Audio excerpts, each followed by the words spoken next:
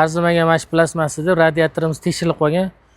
Mashinamiz oldidan ozgina udar bo'lgani hisobiga nomiga kobaltni bilsanglar shunaqa mana bu temir qiyshayib qoladi. Plastmas mana bunaqa turib, mana bu joyidan freon qo'yib yuborgan, sabab teshilgan mana. Plastmas kimda shunaqa udar bo'lgan bo'lsa, ochib mana bu joyidan qarasanglar ko'rinadi, teyapti, tegmayotganligi. Hozir bu mashinamizda endi radiator almashtiryapmiz. Buni yamatsa ham bo'ladi. Hozir mashina kech kelgan, undan keyin egasini vaqti yo'qligi uchun yangi radiator qo'yib yuborilyapti. Omodoga GM radiator 750 mingga olyapmiz, dastavkasi ichida bor. Kimda konditsioner bo'yicha muammoli bo'lsa, olib kelsanglar, xudo xolisa bartaraf qilib, hammasini chiroyli qilib beramiz.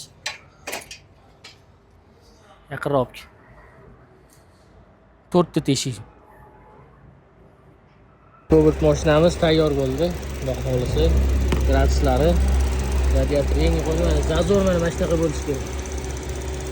Barmoq siqish kerak, ikki tarafga.